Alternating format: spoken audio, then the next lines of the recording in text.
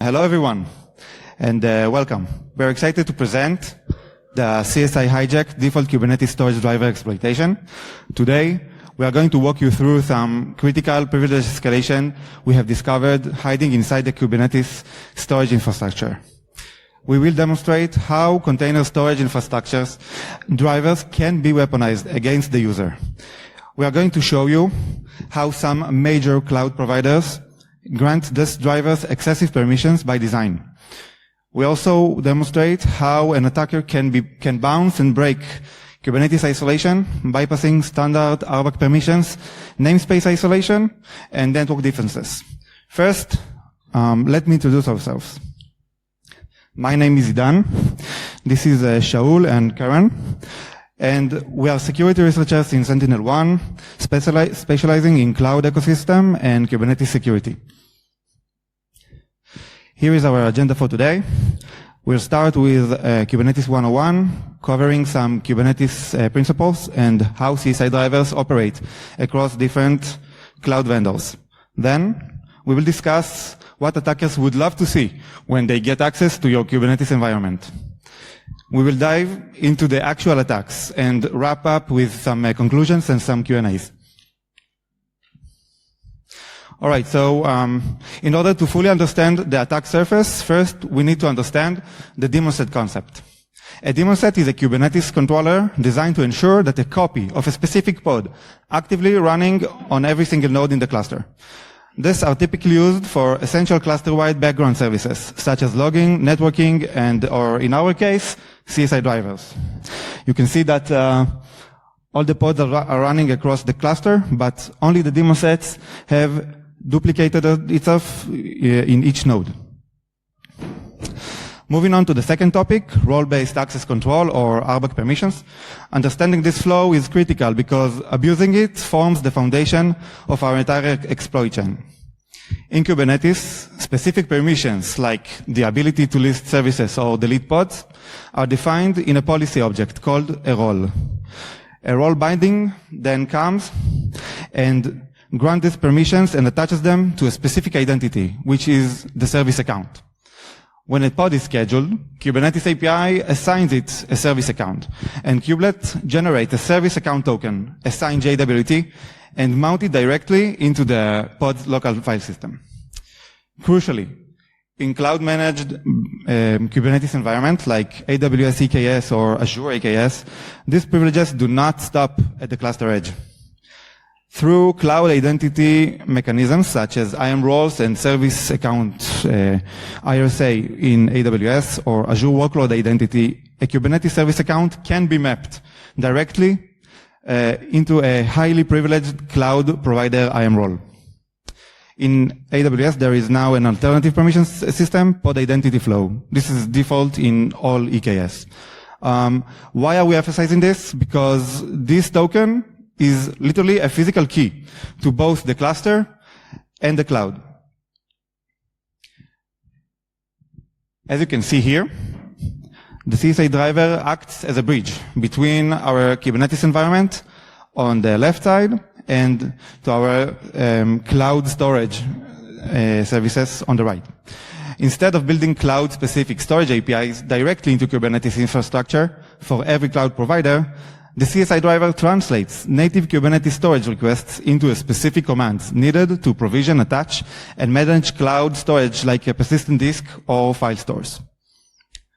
I would like to emphasize that CSI drivers are not installed by default to the cloud-provided Kubernetes environment.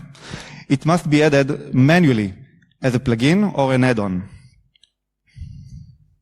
All right, so understanding this leads us to this diagram, which breaks down how responsibilities are layered within our Kubernetes storage infrastructure.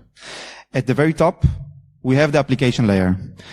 This is entirely user-driven. It represents the actual services, pod, and workloads that we deploy. One level down is the controllers and the API layer. This is the core brain of the system.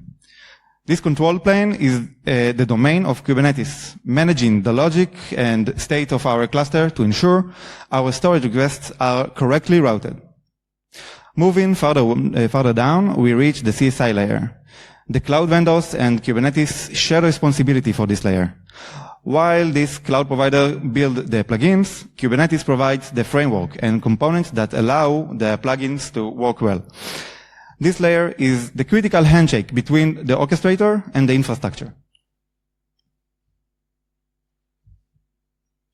All right, so we have discussed really technical details. So let's do a short recap. First, we learned about the daemon set and how RBAC permissions mechanism work. Then we understood how CSI drivers operate in Kubernetes environment. Now let's wear our hoodies and find out what an attacker can do with this information. Shaul? Thank you, Idan, for the amazing introduction. So let's try to connect all the dots together and try to understand how all these concepts look from attacker point of view. And let's try to understand what attacker really want. And obviously, as an attacker, we want maximum impact once we gain any kind of initial access. So in order to get maximum impact, I don't want any kind of deployment pod. I don't want to attack any kind of user configuration or user management pod because obviously they are highly monitoring, highly restricted. And I don't want to attack any kind of low privileges pod because my goal is to escalate my privileges. I do want to attack daemon set. As Idan said in the introduction, it's guaranteed to me as an attacker that no matter where I will land in the cluster, it's guaranteed to me to meet the daemon set pod. I also want to attack any kind of no user configuration and no user management pod because the chance to find any kind of misconfiguration or vulnerability is much higher. And I also want high privileges pod that will allow me to escalate myself. So anyone can guess which kind of pod could be the ideal target for me? CSI. And the reason CSI pods are the ideal target for attacker is because they allow to escalate any case of one single CSI compromise pod into full cluster admin. And that's what we're gonna do today. So let's go back to how CSI operate in the cluster and how the CSI, and we already know that the CSI act as a bridge between the cluster and the storage operation. And in order to provide storage services to pod in the node, the CSI need some access to each one of them. Sounds simple. But in order to know which pod to serve, the CSI need to fetch the pod ID of each pod in the node. So what can go wrong?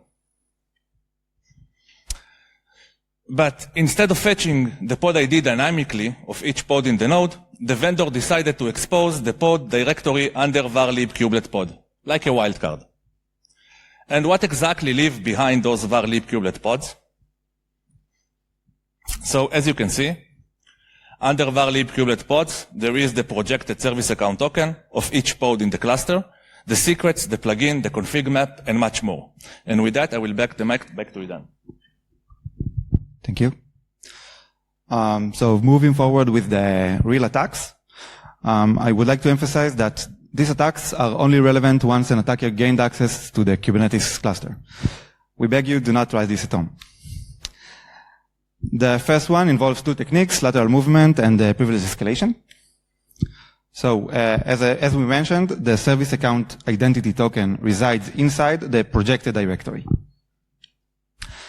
Once attacker gains access to this directory by compromising a CSI driver, he can use the token to impersonate to the identity behind it. Using the auth-can-I API, the hacker can understand the capabilities of the identity behind the token he just stole and manage to use the permissions granted to it for lateral movement activity. We completed an exploit chain taking advantage of this idea, gaining credentials from high privileged pod, but we had been asked not to publish it yet in order to keep the community safe. Back to you, Shaul. So let's try to use different attack direction.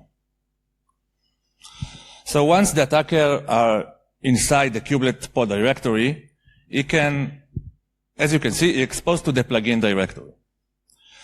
And the plugin directory is where the CSI driver socket live. And it's most interesting because it doesn't give you any kind of token or any kind of secret directly. Basically, it gives you a position to become the man in the middle of every storage operation on these nodes. So first thing attacker will do is to list all the plugin directory.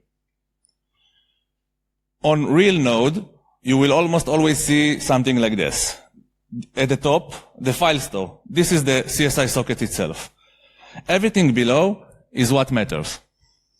PDCSI is the persistent disk driver. GKE MDS is the workload identity broker, and that one is particularly juicy because every pod in the node talk to it to get any kind of credentials. Secret stores speak for itself, and there are usually much more. None of this socket belongs to the CSI. They belong to other drivers running in other pod under other service account token. And in Unix, socket don't care who are you. If you can write to the path, you own the endpoint. So here's the trick that make it work. Normally, kubelet open a gRPC connection to the CSI driver socket and call node stage volume and node publish volume on it. This is the standard dance between them. And when the attacker will do it, and what the attacker will do is basically rename the socket file and replace the file descriptor of the socket and drop its own proxy binary listening to the original path. And the kubelet has no idea that anything changed. It's just reconnect again to the socket exactly like it always does. And now it's connected to the attacker socket.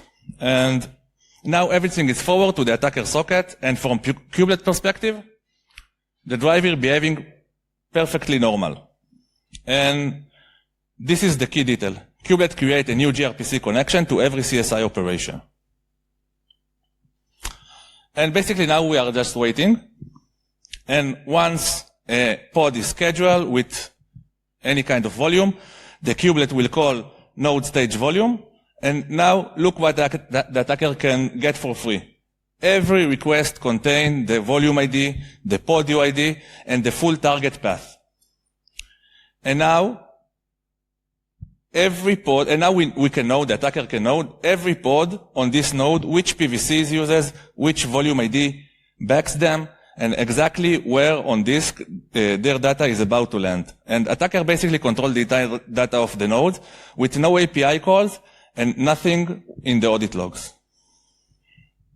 So capturing alone is already a strong primitive, but since the attacker is in the middle right now, he can also decide what happened to each call.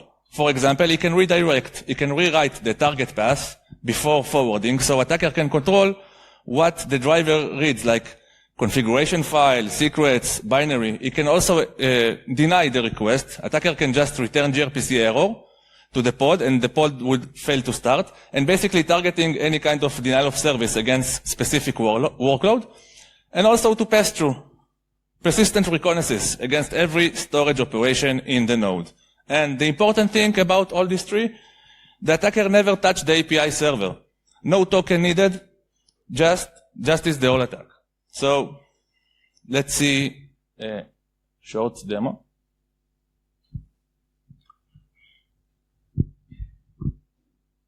So basically here I can prepare the setup, locate the CSI driver, taking control of it, and enumerate all the sockets that I have access to under the plugin directory.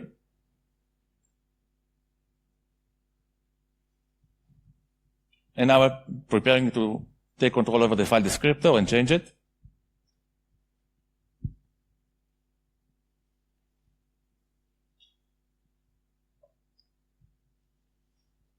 And now I managed to switch the file, and now I'm controlling the file descriptor of the socket of the CSI driver. And I'm waiting to new storage operation to make it happen. And once it will happen, you can see that I can control the data.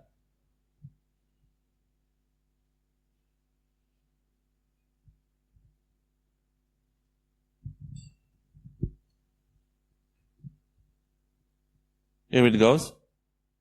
I get all the requests, and now you can see which kind of data the attacker exposed to.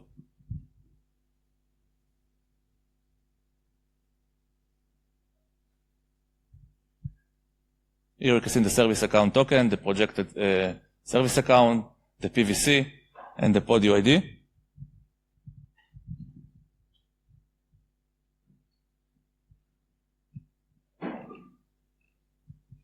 And that's it.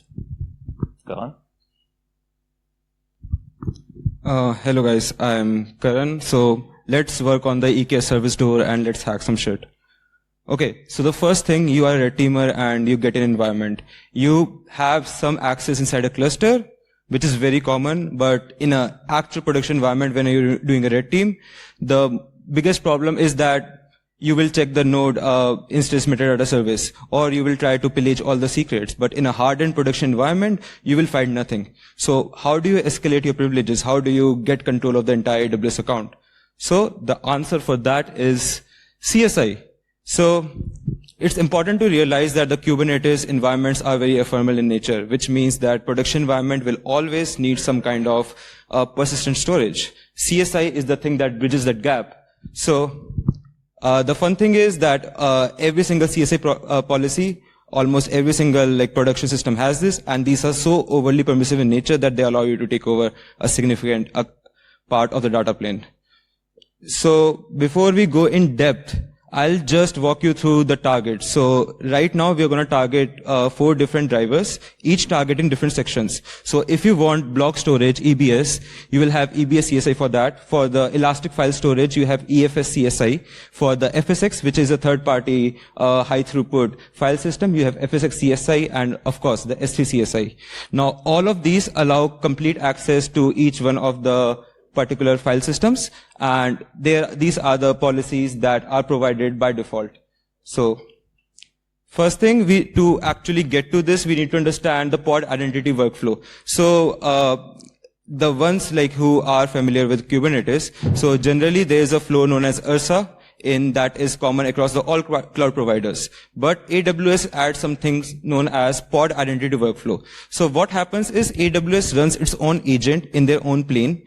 It recognizes on the base of SA and the namespace, the particular pod, and at runtime it injects AWS credentials, environment variables into this pod. Now this thing never touches a disk. And these are the important credentials that we need. It's also important to note here that none of these credentials are part of the general monitoring stack that we go through or part of the general AppSec steps that are done for the EKS. Okay, so the first one, in order to start, you need to first identify the CSI drivers, right? In order to do that, the best step, if you are in a cloud environment, just do kubectl SA, get all the SA, and you will get the 3 controllers. Now, it's important, these controllers are all you need in order to get to the access. Also, for all the attacks that we'll be showing now, it's important to emphasize that the only permission that is needed is the ability to create a pod in a Kubernetes cluster, inside a single cluster.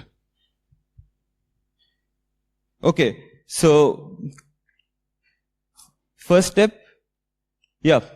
So in order to steal this token, as I told you, the pod identity relies on the fact that the SA and that the namespace is set. So what you need to do is you need to simply create a pod YAML that has specific things. For example, it has a specific namespace, it has a specific service account, and it also had few mounts. That's it. In the next step, you will generally just go and create this attack YAML, and you will be inside the pod, and you will get the token for the CSI driver that generally you will not have access to. So this is the important part. The impact comes next, but this is the part that you, as part of any engagement or in order to protect your systems, would need to understand. So let's look at a quick demo.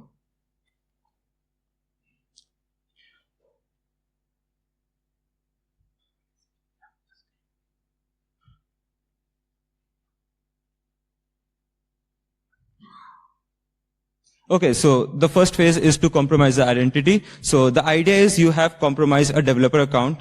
this SA only has the privilege in order to create a pod. So this is simple checks in order to make sure that there's no other privilege. So as you can see on **, we have no privileges, but one specific dangerous privilege is added to that particular service account. This one is your ability to create a pod in the kube system namespace.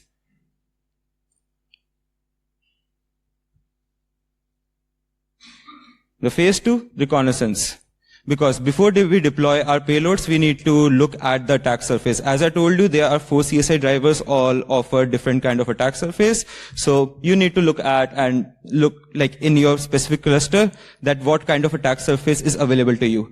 Once that is available, for example, in this one, in the demo, we are going to target the EBS CSI controller SA. Never target the node SA because it doesn't have the privileges that is needed for the attacks. So the first one, the third phase, you need to trick the EKS pod identity agent that is running in order to give you the token for the CSI. This is done by simply creating a pod YAML. And if you see in the YAML, the service account is set, as I showed you, and also the namespace is set. So the highlight 3, again, you only need the ability to create a pod. So let's deploy the attack, and that's pretty much it.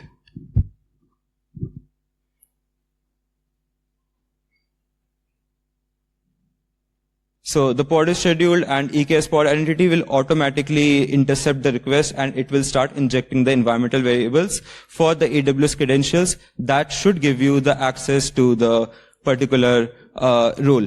So if we do AWS STS get caller identity at this point, we will get your specific names, AWS EKS pod identity CSA attack role. Because we were doing a lot of attacks, we named it specifically so that it's easier to point it out. Yeah, that's pretty much it. But the impact comes next. Okay. So now you need to realize that in a Kubernetes environment, there are 2 types of deployments. One is the standard deployment, that in which like the customers are responsible for almost all part of the management, security, policies, and everything. The second is your automated deployment, which almost every single cloud provider gives out. For example, your EKS has EKS Auto, your Google has your Copilot, and like similar. So this policy is specifically targeting the standard EBS. So if you are using EKS, and if you went on and just clicked on add-on and selected EBS CSI, this policy will be automatically by default added background, and you will never get a prompt for it. And now let's talk about this policy. So the policy allows you to describe the entire account, all the resources across all the services. It allows you to attach, detach any volume, any instance across all services. It allows you to create snapshot, create volume, modify volume, and delete. Now, delete is like, there's a static tag, but it doesn't matter because you can modify the volumes to reduce the size from 100 GB to 1 GB or similar stuff. So this policy is for your EKS Auto. Now, it's important to understand that EKS Auto is like part of the managed service. So this is the policy that is used, Amazon EKS block storage policy. And there are 3 types of condition that this policy relies on. So the first condition is the AWS request tag. As the name suggests, it's completely attacker controlled. It's simply the tag that you send as part of your AWS CLI command. The second condition is tag keys, which of course is also attacker controlled. And the third condition is the only condition that attacker cannot generally control. So if you look on the right side, these are from the specific policy URL. The request tag, of course, it's attacker controlled. And for all the values and tag values, AWS only checks the particular tag key. They don't really care about the value here. Yeah. So in EKS Auto, how do you get from a single pod write to like the entire access? So let's say you have a EC2 and it is running a target volume, and you need to read that all the credentials in that place. So what you can do is you can take the target volume, you can create a snapshot from it, and from the snapshot you can create a new volume. This new volume will have the specific tags that are proper for it to be attached to your EKS cluster, and you just attach it to your EKS cluster, suddenly you're going to have that volume access. So on the right side, if you look at the actions for that policy, the create volume, it's attacker controlled. On all the three sides, the create snapshot, again, there are no conditions there. Create snapshot, on snapshot, again, both are attacker controlled. There are conditions for attach volume and detach volume, cluster 3, like cluster scope, and the modify volume for the cluster scope. But from what I showed you, from this chain, you can basically take any volume, any snapshot across all your services in your cloud account, AWS account. You do this chain where you create a snapshot of it, you create a volume from that snapshot, and from that volume, you just attach it to the cluster that you have ability to create a pod on. Okay, so we have a lot of things, so very fast. The first thing is you need to map out the entire AWS account from your cluster. So if you see on the right side, you will see the policy that lets this happen, and the policy is literally resource star, and it allows you to describe availability zones, instances, snapshots, tags. So you can do something like AWS EC2 describe instances with all the things, and you will essentially get the entire recon value for the entire account. The second would be full write on any EC2 or any service that is using a block storage. How this is done? We are talking first about the standard EKS. So in the standard EKS, I already told you on the right side, if you look at the permissions, you have the permissions to attach or detach any volume, any snapshot that might already be attached to a machine or might not be. So important thing to note here is that if you detach a machine from a already running EC2, like a volume from a already running EC2, it might crash. But then there's also these types of volumes that are tagged as IO1 and IO2. They specifically allow you to multi-attach. Basically, this would essentially allow you to write in any of the AWS services that are using in your environment block storage. Yeah.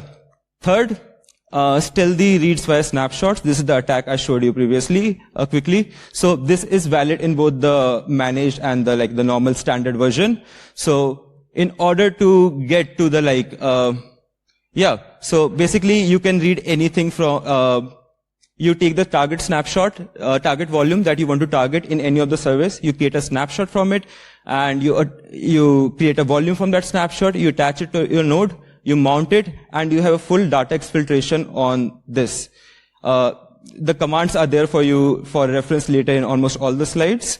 On the right side, you will always see the policy that allows this to happen.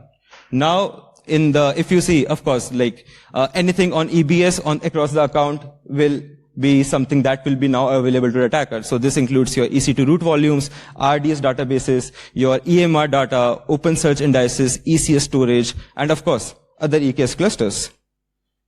Yeah. So the fourth thing, cross-cluster lateral movement. So as I told you about the conditions in both normal, the standard EKS, as well as in the auto one, these are essentially the conditions. So if you have any cluster that, let's say, you got some attacker on, and in that he has access to a SA where he can create a pod, he can essentially move to all the other clusters, for example, from your dev cluster to your prod cluster to your data cluster, compromise the volumes there, compromise the snapshots there. He can also move to all the standalone AWS services like EC2, your RDS, and yeah. Okay, so let's talk about other CSI drivers, because initially I introduced you to 4 different services.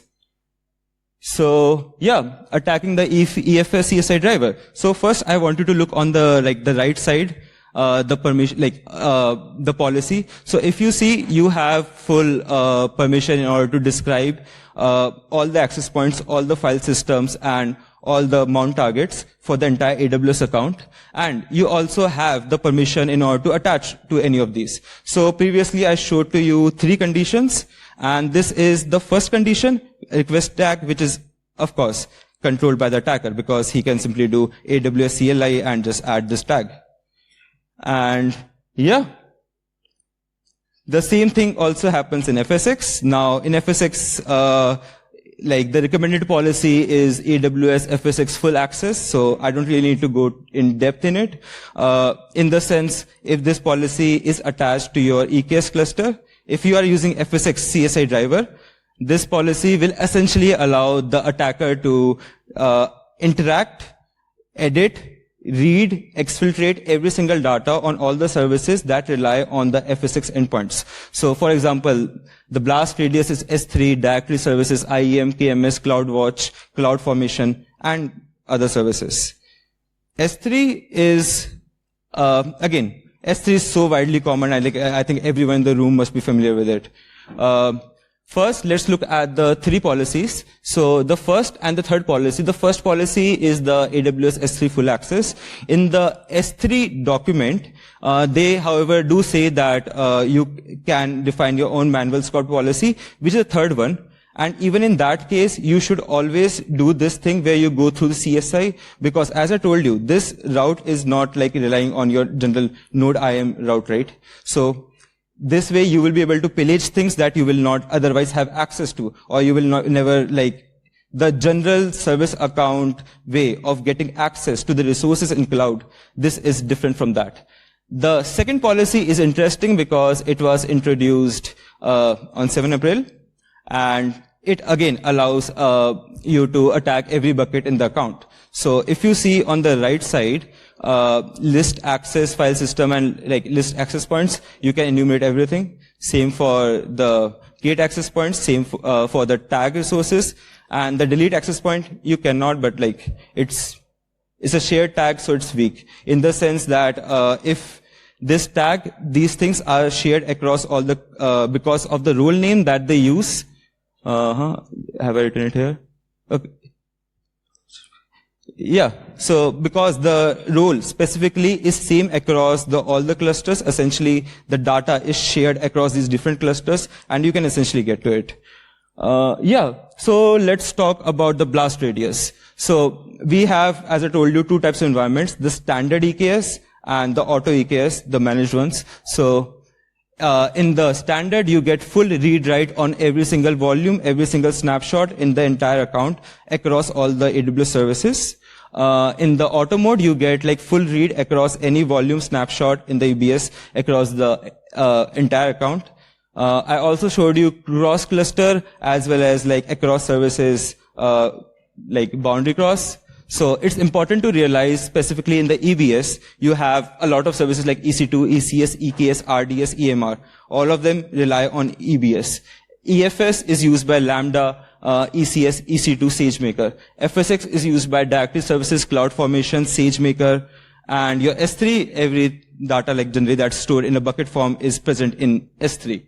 Now, the core problem here is that the policies that are scoping these permissions are not scoping this to a particular cluster, but in the sense these are scoping this into the entire account.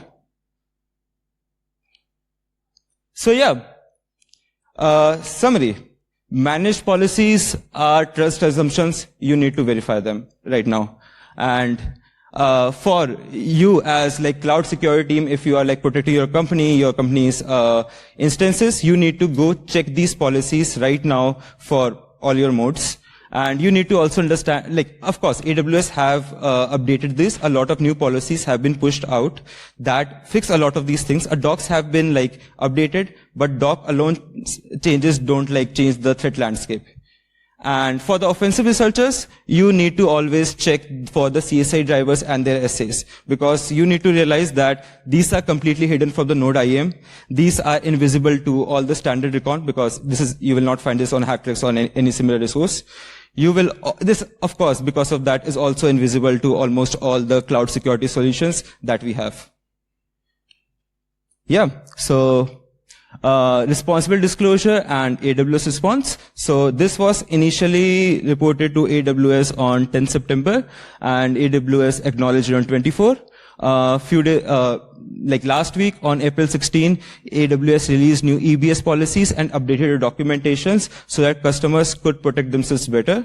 And on April 23, today we are doing the public disclosure for this.